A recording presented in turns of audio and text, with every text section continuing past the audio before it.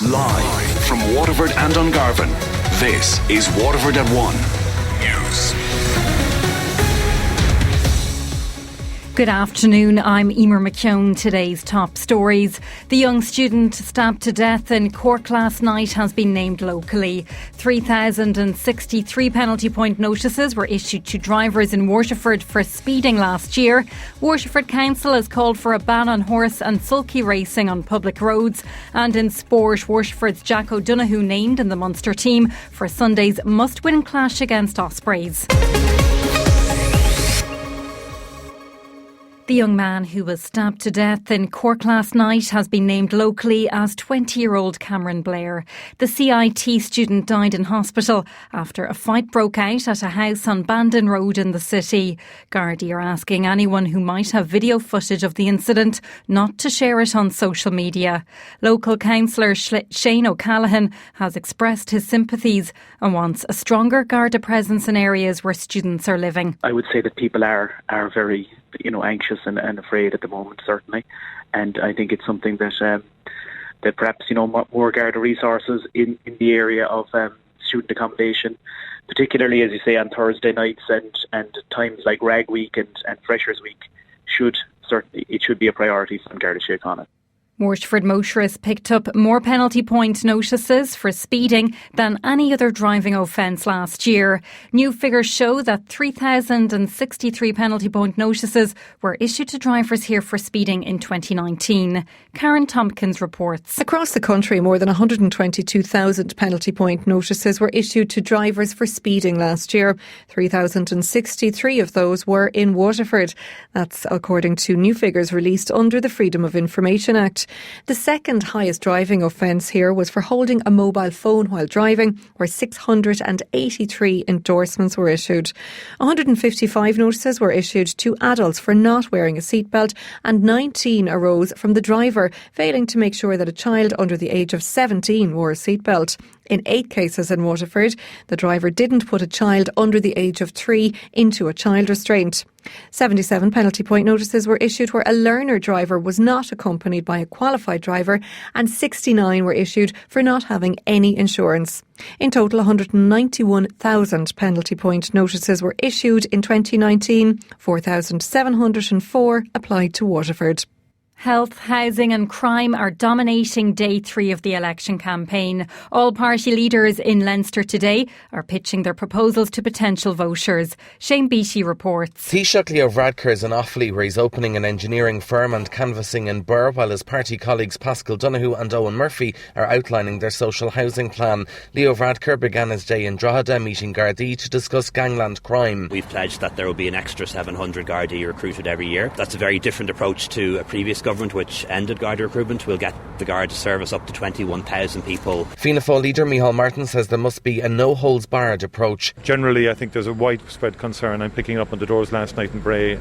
People are insecure and uneasy.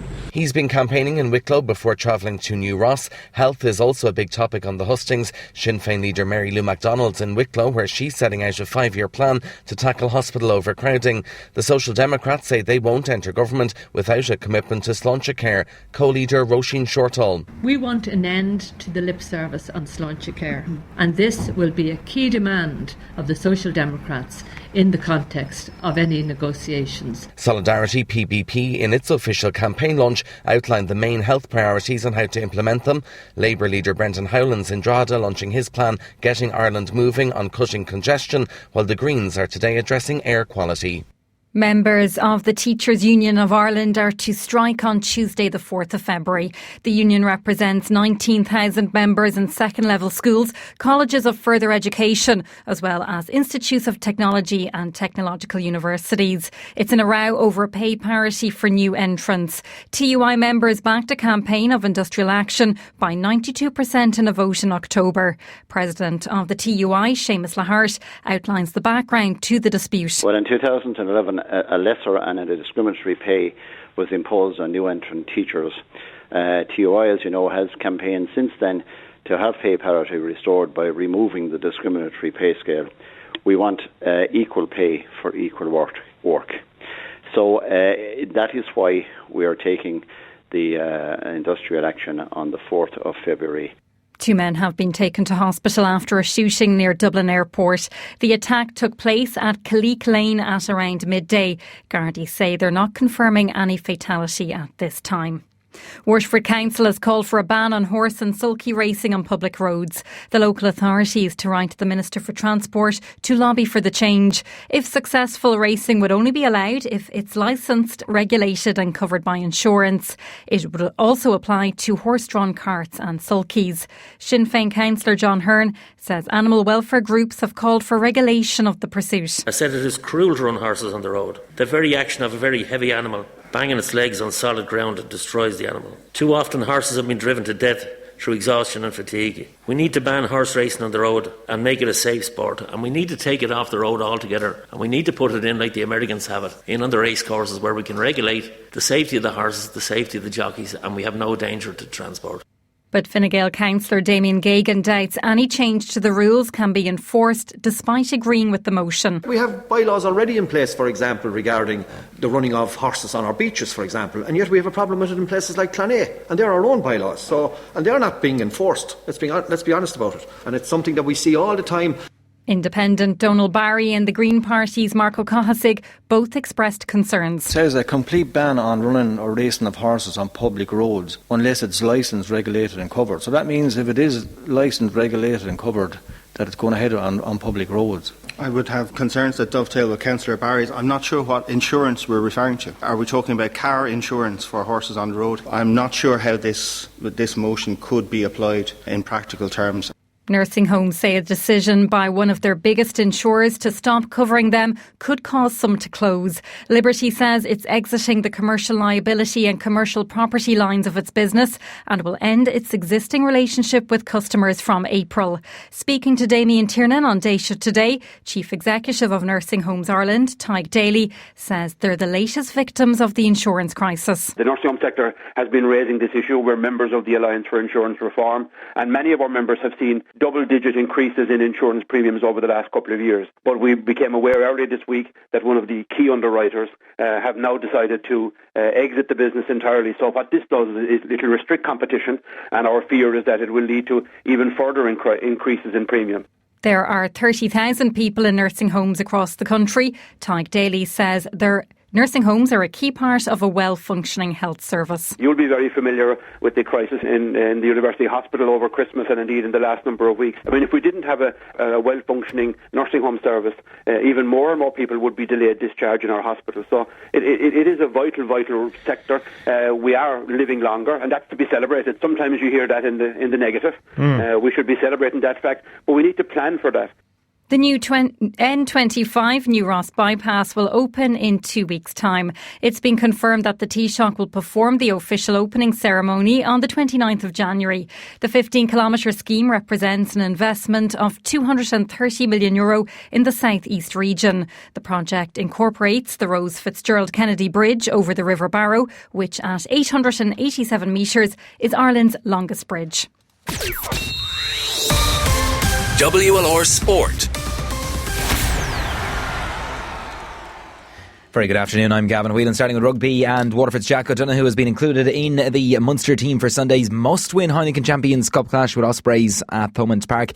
The Dunmorese native is named in the back row ahead of the Red Army's crucial clash in Limerick. Keith Earls, unfortunately, has been ruled out of the Munster team. The Ireland winger suffered a minor knee injury in training, while Loch John Klein has been ruled out with a neck issue. Calvin Nash makes his European debut on the wing. Will Addison has been past fit to start at fullback for Ulster for Ulster's match against Bath tomorrow. James Ryan has shaken off a calf injury to start for already qualified Leinster in their game away to Benetton, and scrum half Kieran Marmion will make his first appearance for Connacht in 2 months on Sunday. Meanwhile, Saracens could be automatically relegated from the English Premiership if they fail to meet the salary cap this season. The defending champions have already been docked 35 points and fined £5.3 million after they were found guilty of breaking rules over the last 3 campaigns.